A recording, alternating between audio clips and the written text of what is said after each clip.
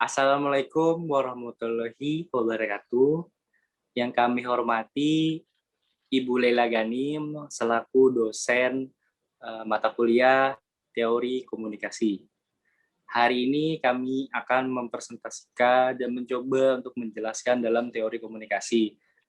Yaitu yang pertama ada teori spiral kesunyian, kedua ada teori imperialisme budaya yang akan dibacakan oleh saya, Pramahesa Satriasta Praja, dan rekan saya.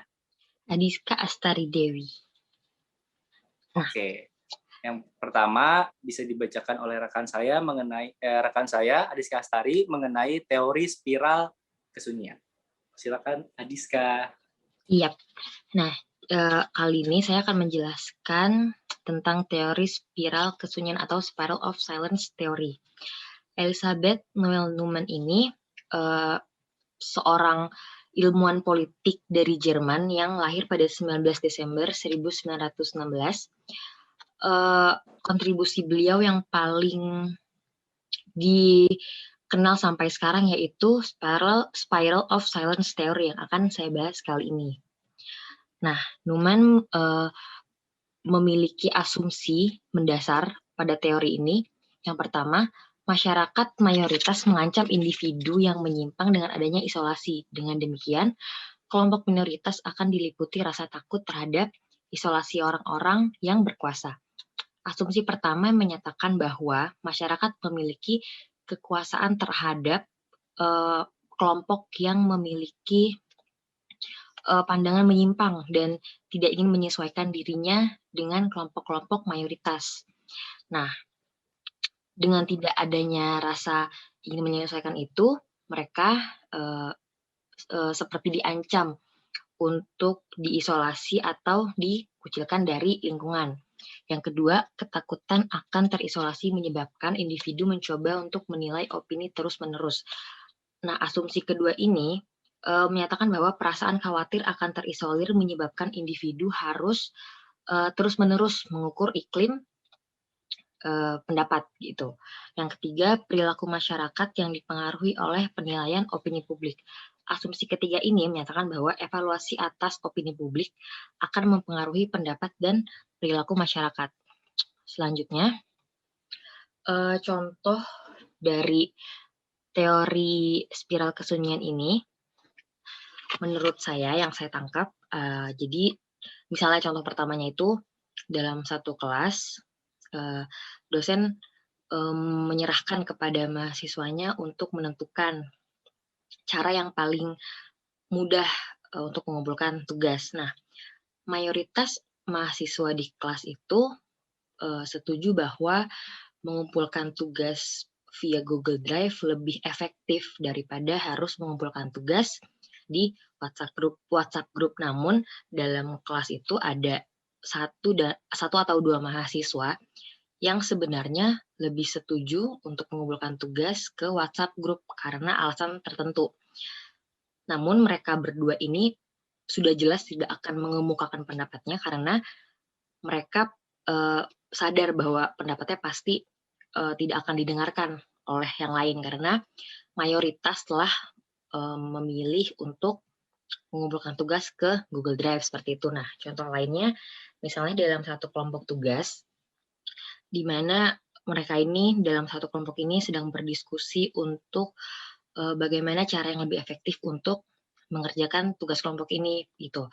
Nah, mayoritas anggota dalam kelompok ini lebih memilih untuk mengerjakan di rumahnya masing-masing karena misalnya alasannya karena pasti masing-masing anggota ini memiliki kesibukannya masing-masing. Jadi bisa sambil mengerjakan kesibukan yang lain, bisa sambil mengerjakan tugasnya. Sedangkan ada satu orang yang sebenarnya berpendapat bahwa pengerjaan tugas ini lebih efektif apabila dilakukan secara langsung bersama-sama.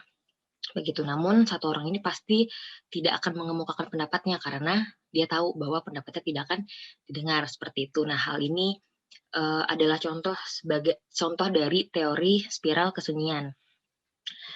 Nah, selanjutnya spiral kesunyian adalah sebuah teori yang lebih memberikan perhatian pada pandangan mayoritas dan menekan pandangan minoritas.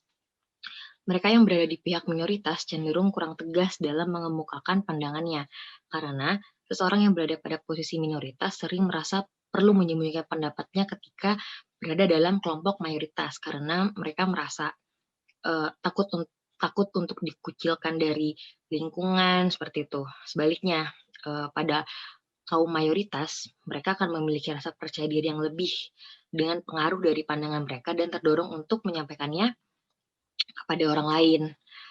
Eee, Spiral kesunyian ini menjelaskan bahwa individu yang merasa opininya berbeda dari mayoritas masyarakat akan memilih untuk lebih bungkam. Nah, kejadian inilah yang disebut dengan teori spiral kesunyian, dan teori ini mengakui bahwa ketakutan individu akan isolasi hanya berlaku pada masyarakat yang kurang terdidik serta tidak memiliki dedikasi untuk mengemukakan pendapatnya secara bertanggung jawab. Selanjutnya, kelebihan dari teori ini adalah ketika kaum minoritas harus menyembunyikan pendapatnya, mereka akan terhindar dari isolasi masyarakat, karena untuk kaum minoritas apabila mereka mengemukakan pendapatnya akan dianggap aneh karena berbeda dari pendapat kaum mayoritas dan akan dianggap sebagai pemberontak, seperti itu. Nah, kekurangannya, jika seseorang memiliki pendirian yang sangat kuat, orang tersebut tidak akan mudah mengikuti opini mayoritas yang ada di sekitarnya. Contoh kasusnya seperti pada seorang muslim yang mengatakan bahwa makan babi itu adalah hal yang haram, begitu, dan mereka memang percaya betul bahwa hal itu benar, seperti itu. Nah, orang ini akan cenderung akan memperlihatkan perbedaan sebagai rasa penolakan apabila ada beberapa kelompok yang mengatakan bahwa tidak ada masalah dalam mengonsumsi babi, seperti itu. Selanjutnya, pendapat mengenai spiral of silence teori ini, yaitu teori ini sebenarnya menunjukkan sifat-sifat orang yang menghindari perdebatan. Orang pada umumnya tidak suka untuk mengemukakan pendapatnya apabila bertentangan dengan orang banyak. Orang akan lebih terdorong untuk menyampaikan pendapatnya jika terdapat demokrasi dan kebebasan berbicara. Teori ini juga tidak mengabaikan faktor-faktor lain yang menentukan seseorang untuk menyatakan pendapatnya, seperti misalnya dalam faktor usia dan dalam faktor pendidikan. Biasanya anak muda lebih ekspresif dalam menyampaikan pendapatnya daripada orang yang lebih tua, seperti itu. Dan orang yang berpendidikan juga biasanya dalam menyampaikan pendapatnya itu bisa lebih jelas, lebih luas berdasarkan latar belakang pendidikannya daripada orang yang tidak memiliki kelanjutan pendidikan. Nah, seperti itu. Kurang lebihnya penjelasan saya mengenai teori spiral kesunyian. Selanjutnya akan dilanjut dengan rekan saya, Rama Esa.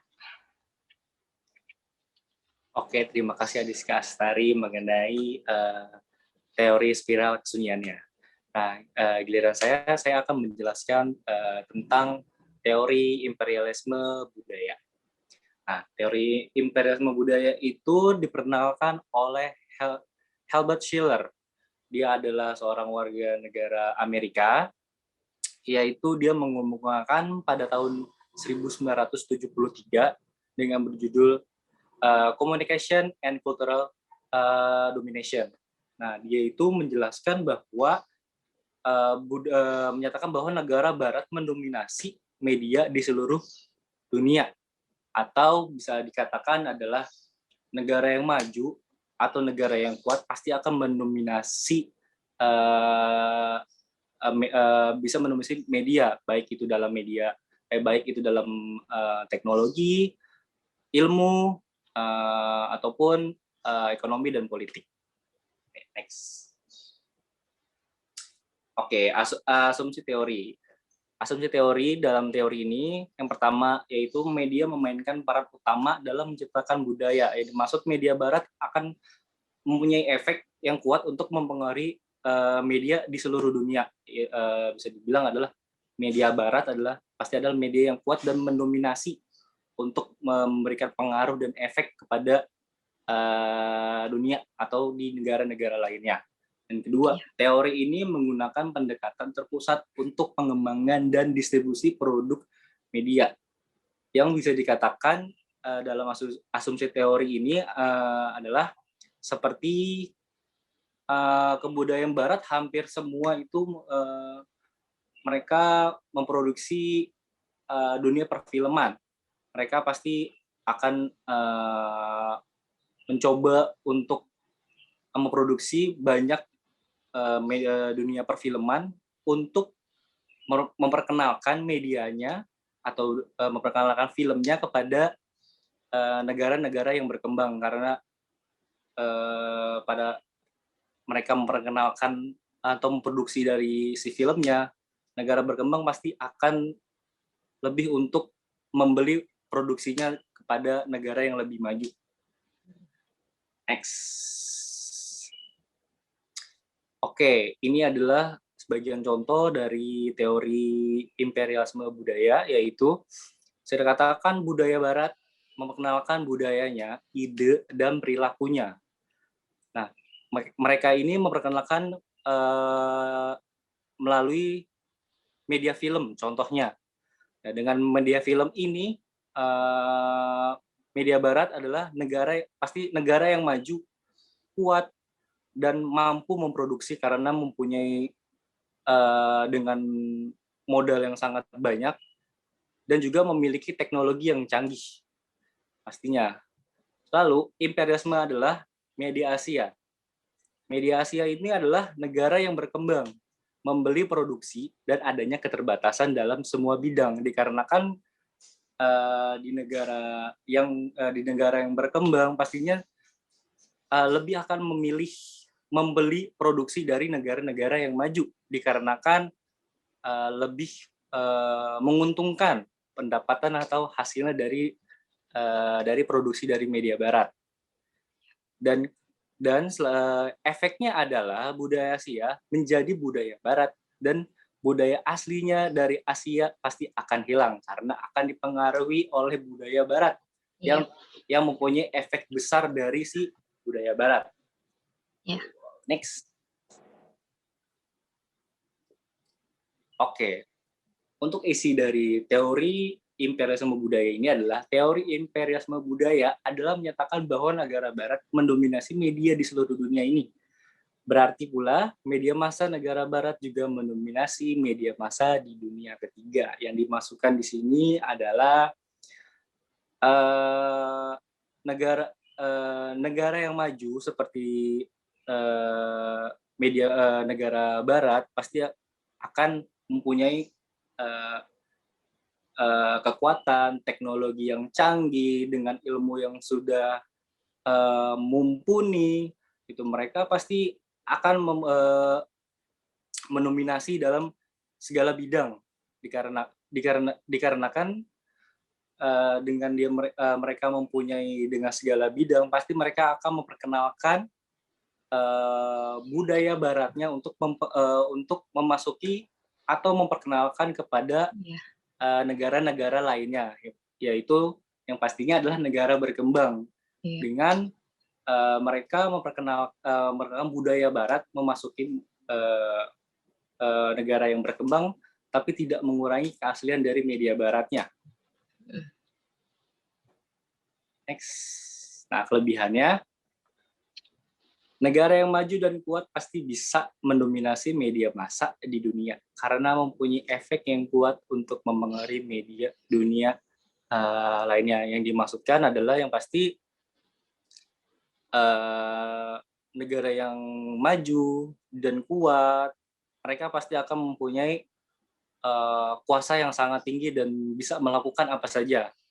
Dengan mereka mempunyai kekuasaan dan kekuatan yang sangat mumpuni, pastinya mereka akan memberikan pengaruh dengan diutamakan adalah melalui media untuk memasuki dan memperkenalkan kepada dunia. Dan kekurangannya adalah terlalu memandang sebelah mata kekuatan audiens di dalam menerima terpaan media massa dan menginterpretasikan pesan-pesannya.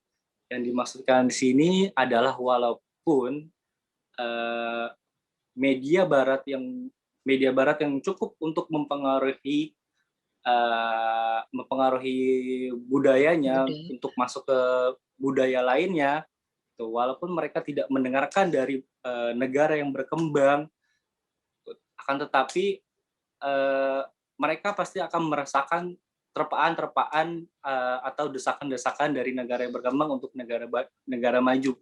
Pasti mereka akan merasakan efek atau dampaknya dari sebuah terpaan dari negara yang lebih berkembang. Iya. Next-nya, pendapat kami mengenai teori imperialisme budaya, yaitu imperialisme budaya media barat mendominasi media di seluruh dunia. Pertukaran informasi melalui media komunikasi massa antar bangsa merupakan manifestasi dari imperialisme budaya. Jadi dimaksudkan dalam teori imperialisme budaya ini adalah, jadi dengan media massa ini adalah merupakan manifestasi untuk memperkenalkan budaya negara, untuk memperkenalkan ke seluruh dunia dengan yang Melalui pastinya media massa gitu ya. ya selalu melalui media massa. Jadinya makanya dengan negara yang lebih maju dan kuat pasti mereka akan mendominasi media di seluruh dunia, karena mereka yang mempunyai kekuatan yang sangat kuat dengan mempunyai teknologi yang sangat canggih. Iya. Dan mempunyai yang pastinya uang yang lebih banyak dan modal lebih banyak, makanya mereka pasti akan mencoba untuk mempengaruhi dan memberikan efek-efek dari budaya barat untuk ke budaya lainnya. Iya. Jadi itu aja dari kami, dari mencoba menjelaskan teori spiral kesunyian Ya. dan juga teori imperialisme budaya. Jadi sekian dan terima kasih. Apabila ada kesalahpahaman atau kekurangan penjelasan dari kami, mohon maaf. Jadi sekian dan terima kasih.